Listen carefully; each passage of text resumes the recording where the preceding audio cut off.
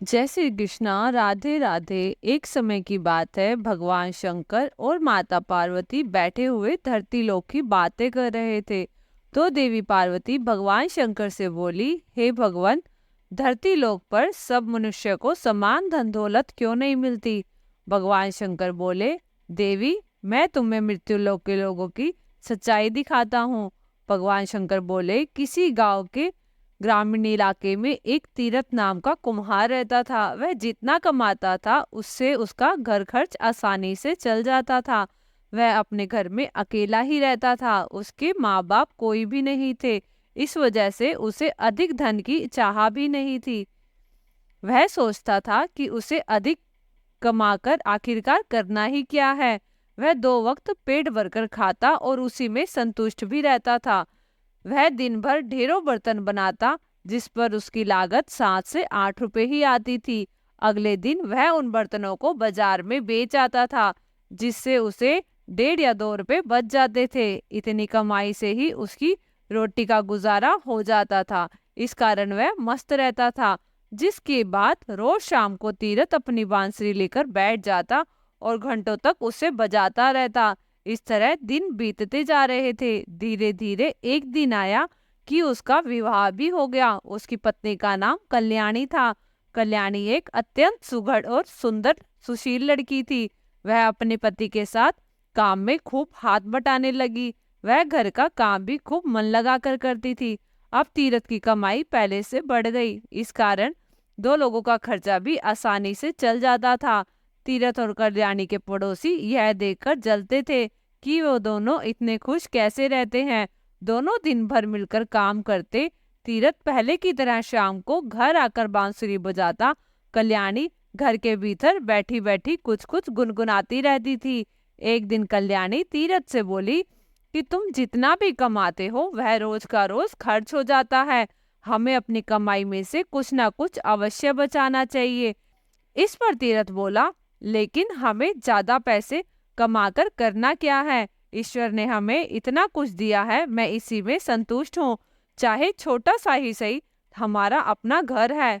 दोनों वक्त हम पेट भरकर खाना खाते हैं और हमें क्या चाहिए? इस पर कल्याणी बोली, मैं जानती हूँ कि ईश्वर का दिया हमारे पास सब कुछ है और मैं इसमें बहुत खुश भी हूँ, परंतु आड़े वक्त के लिए हमें कुछ न कुछ बचाकर रखना चाहिए। तीरथ को कल्याणी की बात ठीक लगी। अब दोनों पहले से भी और अधिक मेहनत करने लगे। कल्याणी सुबह 4 बजे उठकर काम करने लग जाती। तीरथ भी देर रात तक काम करता रहता, लेकिन फिर भी दोनों अधिक बचत नहीं कर पाते थे। अतः दोनों ने फैसला किया कि इस तरह अपना सुख चैन खोना उचित नहीं है और वो पहले की तरह मस्त रहने लगे। एक दिन तीरथ बर्तन बेचकर शाम को घर लौट रहा था। शाम ढल चुकी थी। वह थके पैरों से खेतों की तरफ से गुजर रहा था कि अचानक उसकी निगाह एक लाल मखमली थैली पर पड़ी। उसने उसे उठाकर देखा तो उसके आश्चर्य का ठिकाना न रहा। उस थैली में चांदी के सिक्के भरे थे। तीरथ ने सोचा कि यह थैली जरूर किसी की गिर गई है। जिसकी थैली है उसी को दे देनी चाहिए। उसने चारों तरफ निगाह दौड़ाई, दूर दूर तक उसे कोई दिखाई नहीं दिया। उसने ईश्वर का दिया इनाम समझकर उस थैली को उठा लिया और अपने घर ले आया। घर आकर तीरथ ने कल्याणी को सारा किस्सा सुनाया। कल्याणी ने ईश्वर को धन्यवाद दिया। तीरथ बोला, तुम कहती थी ना कि हमें आड़े समय के लिए कुछ बचा कर रखना चाहिए, सो ईश्वर ने ऐसे आड़े समय के लिए हमें उपहार दे दिया, ऐसा लगता है। कल्याणी बोली, हमें गिनकर देखना चाहिए कि ये चांदी के कितने रुपए हैं। दोनों बैठकर गिनने लगे तो पूरे 99 रुपए थे। दोनों खुश होकर विचार विमर्श करने लगे। कल्याणी बोली, इन्हें हमें आड़े समय के लिए उठाकर रख देना चाहिए, फिर कल को हमारा परिवार बढ़ेगा तो खर्चा भी बढ़ेगा। तीरथ बोला, पर ये 99 की गिनती गलत है, हमें 100 पूरा करना होगा, फिर हम इन्हें बचा कर रखेंगे।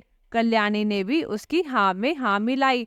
दोनों जानते थे कि चांदी के 99 रुपयों को 100 करना बहुत कठिन काम है, परंतु फिर भी दोनों ने दृढ़ निश्चय किया कि इसे पूरा करके ही रहेंगे।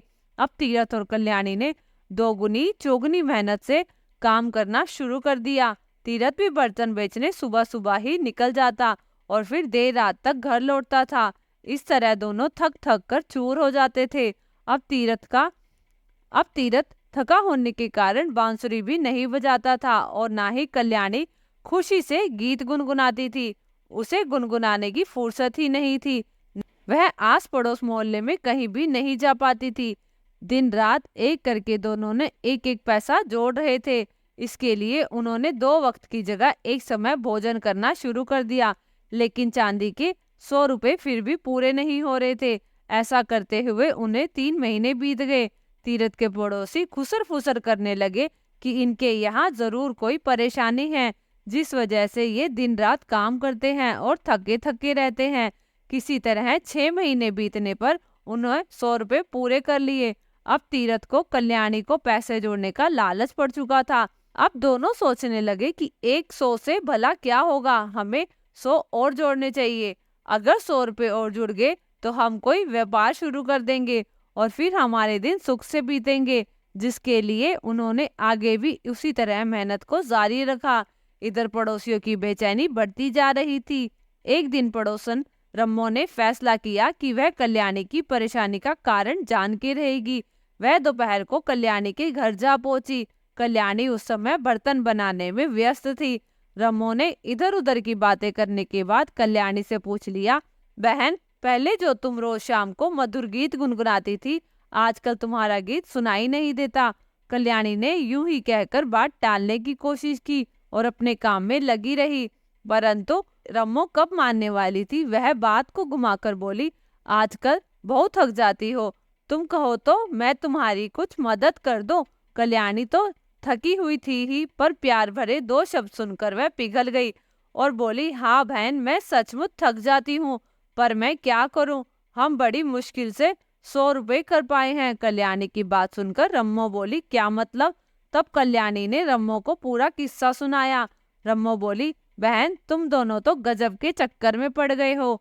तुम्हें इस चक्कर में नहीं पड़ना चाहिए। यह चक्कर आदमी को कहीं का भी नहीं छोड़ता। कल्याणी ने आश्चर्य व्यक्त करते हुए कहा कि तुम किस चक्कर की बात कर रहे हो, मुझे कुछ समझ नहीं आया। रम्मो बोली, अरे बहन, ये 99 का चक्कर है जो कभी खत्म नहीं होता। तुम पहले पैसे जमा करने के लिए मेहनत कर रहे थे।